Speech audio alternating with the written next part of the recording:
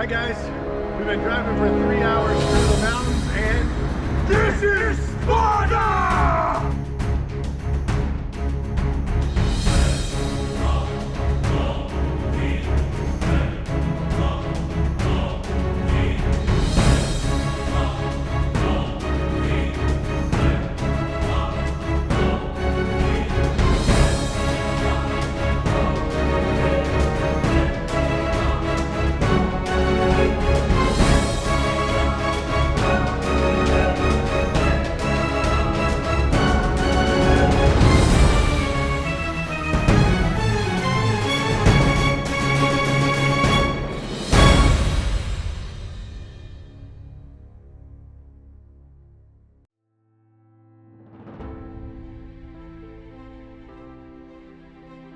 Our first stop on the road trip was the location of Sparta, or at least it was supposed to be. Unfortunately, it was kind of more like Where's Waldo than it was 300. The first thing that you come to when you come into Sparta is this round building that you see behind me, and archaeologists aren't quite sure about what it is. There's a bunch of hypotheses, but a lot of them are surrounding the fact that they don't see this type of building in very many other areas. Just looking closely at this thing, the one question that really comes to mind is, how did they build such a thing? It's kind of amazing to see it in person. It was because of aliens! Just kidding. No aliens were hurt or used in the building of this building.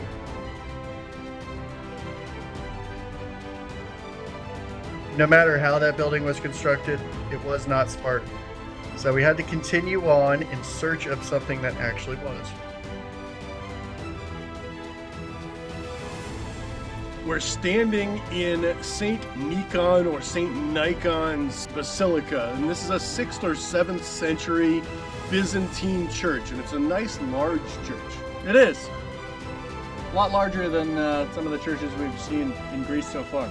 Right, but we have yet to actually see anything that we're sure is Spartan at this point. Yeah, it's weird. It's like most of the ruins we've seen, either they don't know what its purpose truly was when it was used by the Spartans, or they only know about it because of more recent history, like Byzantine era. Right, and I'm assuming that they probably built their church on top of something else, and Right. maybe if they ever took the time to dig underneath this, maybe you find something more Spartan.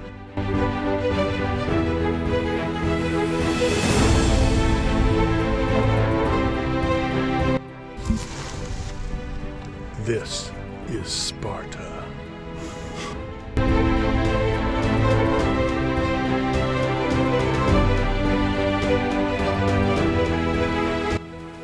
So there's all these little pottery pieces. Some of them are older than others, but it's kind of cool to see. Just make sure you put them back where you found them, because you're not allowed to take anything. And obviously, you know, if it's something that's important and someone found it, then they would know where to dig to find anything else that goes with it. Here, let me look at that one really close.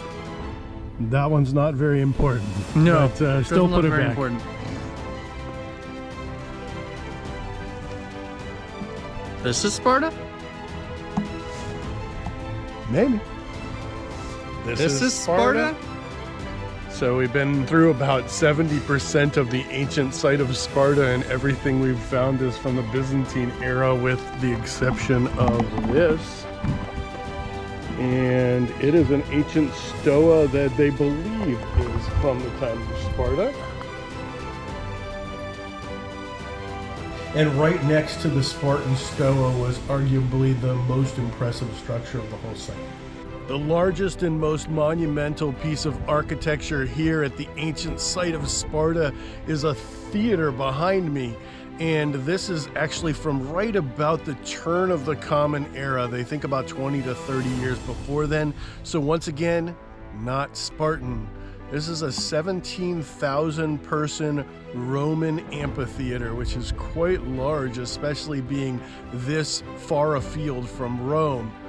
We're going to walk around a little bit and see if we can get down to the theater, but I believe that because there's hardly any visitors this time of year, this may be when they close down to do all their archaeology, and there's definitely a few people down there trying to dig down to the next level of each stair or each seating level so that they can expose a little bit more of it and make this look more and more like the theaters that you see elsewhere.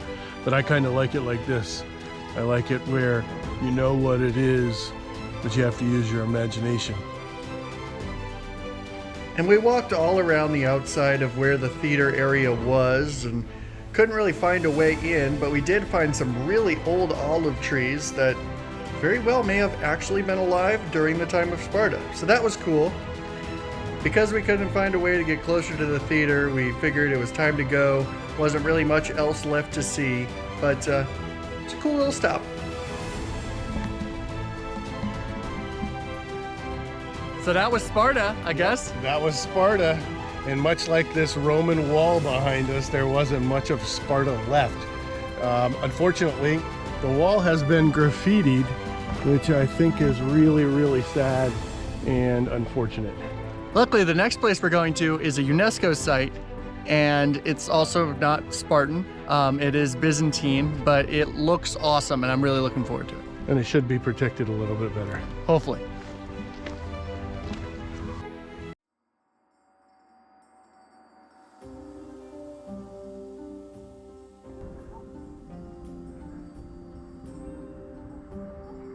Yassas, and welcome to the pinnacle of our Peloponnesian road trip. We're coming to you from the top of Mystras, one of my new favorite UNESCO sites. This was the capital of the ecclesiastical power of the Byzantines in the whole Peloponnese during the late 13th century, all the way until the mid 14th century when it became part of Morea, and then eventually the conquest of the Ottomans came through and it became Ottoman. So I'm expecting to see different genres of things as we go through here, but the highlight apparently is the Byzantine architecture, and there's apparently a lot of nice paintings. I'm expecting them to be like Greek Orthodox painted churches, kind of like Meteora. So let's go check it out and see what it looks like.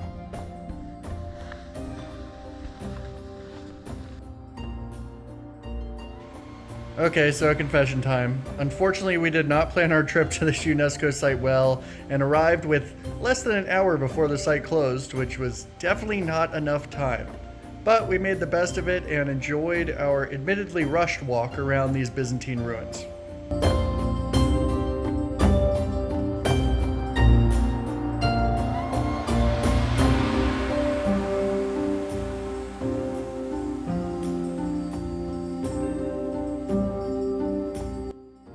Mystras is huge. This is just the lower section and it's mostly in ruins, and the middle section had really gorgeous churches. Yeah, the churches are really awesome. I was actually disappointed that I didn't get a chance to go inside of them because they're supposed to have really beautiful painted walls similar to what you find at Meteora. Yeah, they were very nice, but they were not Meteora. And we spent a little time marveling at these beautiful churches, especially the Hagios Demetrios with our new orange friend. But we needed to hurry up and get to the upper fortress section because there was no way I was going to miss the amazing view from the top. The views all along there were gorgeous. It's this nice hike. We were doing it very briskly, but there were like these vines enclosing different rooms on the side. So you definitely want to try to take a peek here and there, and the views from even the walk are wonderful.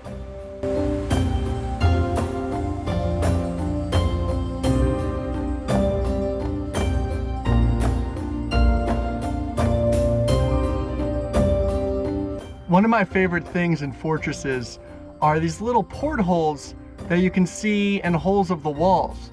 And sometimes they're really small, but this one is so big that I can actually sit inside of it and get a front row seat of the miles and miles of land that the royalty here must have seen so many years ago.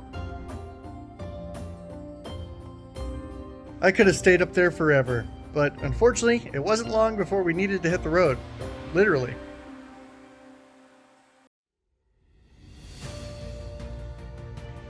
And before we got on the road, we figured we needed to actually experience something Spartan, kind of. So we went to this really cool little restaurant that was up near Mystras, and they had this Sparta beer, which is pretty cool, and they had a really interesting mascot.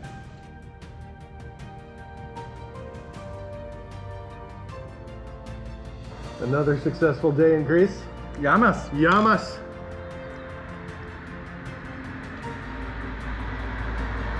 This is Sparta beer. It's all right. Yeah, it's not bad. It's better than most Greek beers that I've had. The parrot of Greece. Yeah. Blah, blah, blah, blah, blah. Probably want a Sparta? Despite the fact that I'm an archaeologist, I would have to say my favorite part of this entire trip was Route 82. That is one of the top drives of my lifetime, and it definitely did not disappoint. You will get away. I'm not really good at that song. It's a little high pitch for me. A little bit. Oh, dude, you guys have got to do this drive, man. This is awesome. Ah, can't wipe the smile off my face. I love technical driving. I love where you have to have like your attention and actually have two hands on the wheel. I like never drive with two hands on the wheel. It's like so freaking awesome. And we are not in Florida anymore. Toto. I should have sang a Toto song. Apparently I'm Toto. No, sing a Toto song. What's the Toto song? God bless the rains down in Africa. It's gonna take some time to do the things we never had. That's horrible. We're so good at that song. Oh, man, we can harmonize. That's awesome. That's amazing. I could take a lot to take me away from you.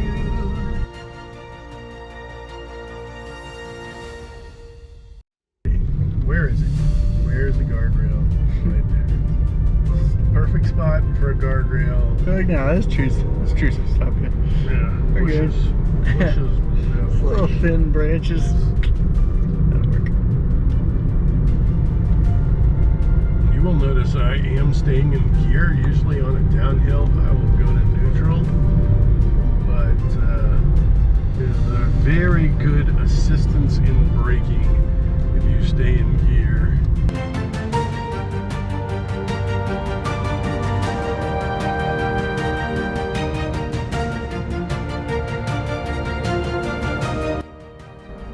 There's a lot of cool roads in the world. A lot of them are not maintained as well as this one. And just looking at our car, you don't have to have a super awesome car for this. And I think that's what makes this so special. Super awesome car.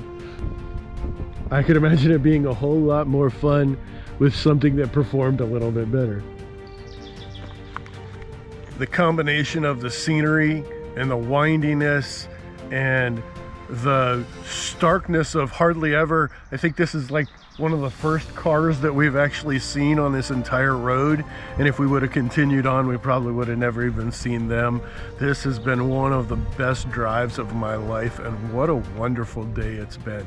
So if you like road trips, we're definitely going to be doing a lot more of those starting in 2025. For now, stay tuned for history and food and culture and lots of fun father-son times. Subscribe, like. We'll see you on the next show. God bless the rains down in Africa. It's gonna take some time to do the things we never had. Ooh.